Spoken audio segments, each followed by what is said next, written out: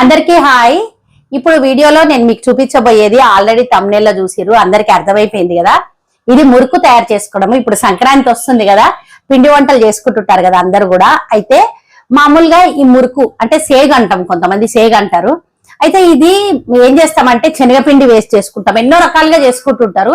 శనగపిండి వేస్ట్ చేసుకుంటే ఏమైతుంది అంటే కొంతమందికి గ్యాస్ ప్రాబ్లం ఉండి అట్లా పడదు అనుకున్న వాళ్ళకి, ఇంకొకటి అదొక డిఫరెంట్ టేస్ట్, ఇదొక డిఫరెంట్ టేస్ట్.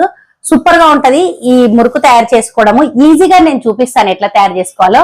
నిజం చెప్పాలంటే నేను ఇప్పటి వరకు కూడా మురుకులు గాని పోలేలు గాని ఎన్నో రెసిపీస్ చేసిన, ఈ రెండు కూడా నేను ఎప్పుడు చేయలేదు. ఎందుకంటే మా అమ్మ నాకు ఆ ఛాన్స్ ఇవ్వదు, మా అమ్మనే చేస్తుంది.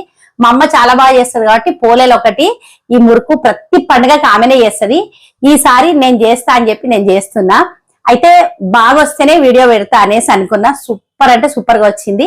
ఇప్పుడు మీకు ఆ తయారు చేసుకునే విధానం మొత్తం కూడా చూపిస్తాను, మీరు కూడా చేయగలుగుతారు ఈజీగా. ఫస్ట్ టైం చేసే వాళ్ళు కూడా ఈ తయారు చేసుకునే విధానం చూపిస్తారు, చూద్దాం పదండి. ఇక్కడ మినప్పప్పు ఒక పావు కప్పు తీసుకొని దీన్ని వేయించుకోవాలి.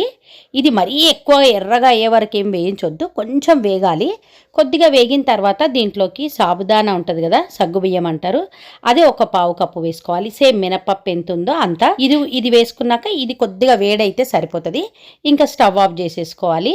3 కప్పులు బియ్యం పిండి ఉంటే ఒక పావు కప్పు మినప్పప్పు సరిపోతుంది. సాబుదానా అనేది అదే సగ్గుబియ్యం, సాబుదానా వేసుకోవడం అనేది ఆప్షనల్, మీకు ఇష్టం ఉంటేనే వేసుకోండి, లేదంటే లేదు.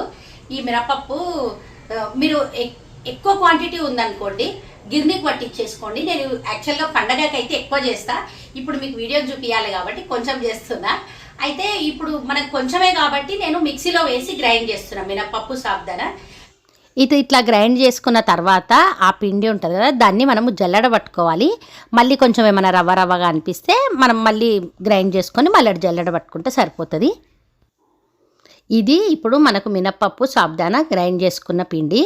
ఇప్పుడు దీంట్లోకి 3 కప్పుల బియ్యం పిండి వేసుకోవాలని చెప్పిన కదా, ఇక్కడ 3 కప్పుల బియ్యం పిండి వేస్తున్నా. తర్వాత కొద్దిగా వాము ఇట్లా చేతిలో కొంచెం మనం నలిపి వేసినామంటే దాని ఫ్లేవర్ బాగా వస్తుంది. తర్వాత కొంచెం జీలకర్ర వేస్తున్నా. తర్వాత నువ్వులు, ఇట్లా మనకి నువ్వులు కాల్షియం ఉంటుందని చెప్తా కదా ఎప్పుడు కూడా, నువ్వులు మంచిది. నువ్వులు వేసుకుంటే ఈ మురుకు టేస్ట్ కూడా బాగుంటుంది. తర్వాత టేస్ట్కి తగినంత సాల్ట్, ఇంకా టేస్ట్కి తగినంత కారం పొడి వేసుకోవాలి. మనకి ఈ మురుకు క్రిస్పీగా రావాలంటే కొంచెం కాగబెట్టిన నూనె కానీ లేదంటే వెన్న బట్టర్ ఉంటుంది కదా, అదన్నా కొద్దిగా వేడి చేసుకొని మనం ఈ పిండిలో కలిపినామంటే క్రిస్పీగా వస్తాయి మురుకు.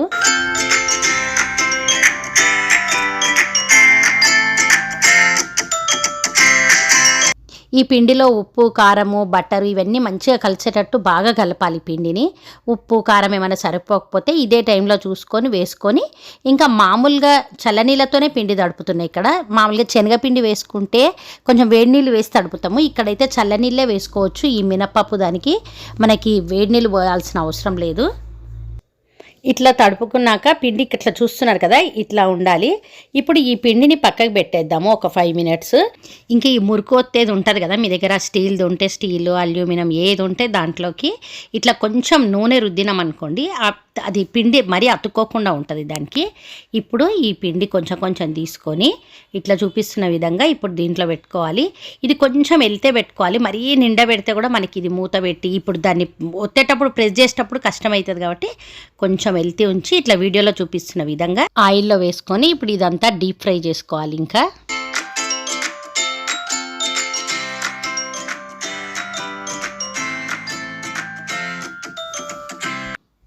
ఇక్కడ ఆయిల్లో ఇవి వేసిన తర్వాత బురుగు ఎక్కువ ఉంటుంది కదా, కొంచెం కాలింది అనుకోండి, ఇది కాలితే మనకు అప్పుడు బురుగు తక్కువ అవుతుంది. అప్పుడు మనం తిప్పి సెకండ్ వైపు కూడా వేసుకోవాలి. ఇట్లా 2 వైపులా కాల్చుకోవాలి అంతే. ఇంకా అంతా కూడా మొత్తం మనం తడిపి పెట్టుకున్న పిండి అంతా కూడా ఇట్లానే మురుకు ఒత్తేసుకుంటే అయిపోయింది మనకి.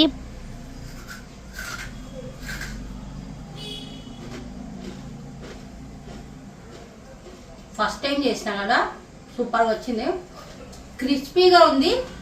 చూసిరు కదా మురుకు తయారు చేసుకోవడము ఎంత ఈజీగా ఉంది. మీరు కూడా తయారు చేయండి ఈ సంక్రాంతికి. మీకు ఎట్లా వచ్చిందో మాకు కామెంట్ చేయండి. మా వీడియో నచ్చితే మాత్రం మాకు సపోర్ట్ చేయడానికి ఒక లైక్ ఇచ్చి మీకు నచ్చితే కామెంట్ పెట్టండి. Thank you.